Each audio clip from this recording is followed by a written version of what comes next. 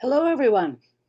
In April, I mentioned that our chapter would be updating our prison FOIA project data as 2 years had passed since we last requested it. The plan was for our state contacts to not only solicit information regarding the number of male inmates currently incarcerated in women's prisons, but to also ask for a percentage-based breakdown of primary offenses committed by these individuals, categorized by crime type. We had hoped to have collected the data by mid-May.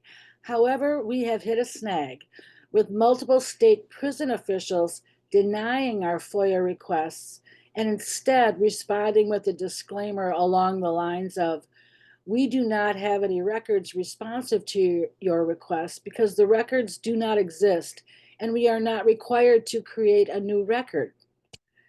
At a recent volunteer networking meeting, we discussed the issue and brainstormed ways we might obtain the data.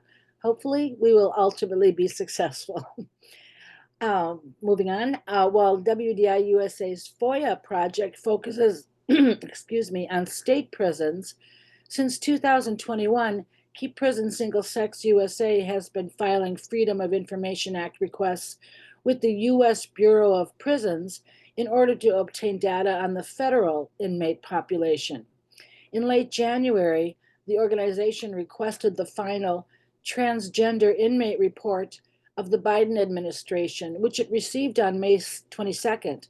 And on the same day, Keep Prison Single Sex published an initial analysis of the data on X. Among the findings, from May 24 to January 25, the number of men identifying as trans increased, while the number of women identifying as trans decreased, reversing a trend from prior years. Also, the percentage of men IDing as trans who are in for sex offenses remains shockingly high at over 51%.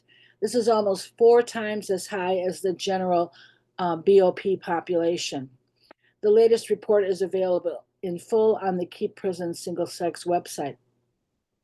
Last week, Wolf Executive Director Sharon Byrne led a team of feminist activists from organizations including LGB Alliance USA, ROAR New York, WDI USA, repped by board member Irene Lawrence, and the PA for Sex-Based Rights to meet with their elected representatives in Washington, D.C., with the goal of becoming working partners in legislation that helps women and girls. Unfortunately, though perhaps not unexpectedly, a number of Democratic reps canceled scheduled meetings, likely intimidated into silence after being contacted by 2 prominent LGBTQ reporters. Nevertheless, the women proceeded undaunted, with Wolf summarizing the event as being more successful than they dared hope.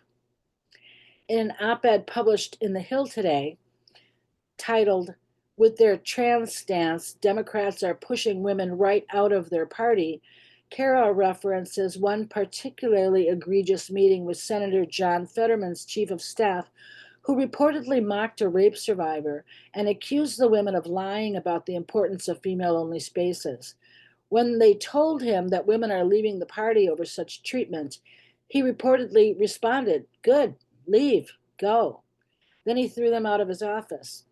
Her piece is terrific, and I'm hoping that Kerri will join us and pick it up from there to have a little more discussion about the piece. In a Substack piece published today, the LGB Courage Coalition mentioned that Budget Bill H.R. 1 passed the House last week. The bill would remove all federal subsidies for pediatric sex trait modification treatments, aka gender-affirming care. Additionally, as amended, H.R. 1 would prohibit the use of Medicaid and CHP funds for all GAC procedures, prohibit ACA plans from covering them, and also mentioned that these provisions apply to both minors and adults, making the bill one of the most potentially significant pieces of legislation to reform the sex reassignment industry. I'll close by briefly touching on a number of recent legal developments.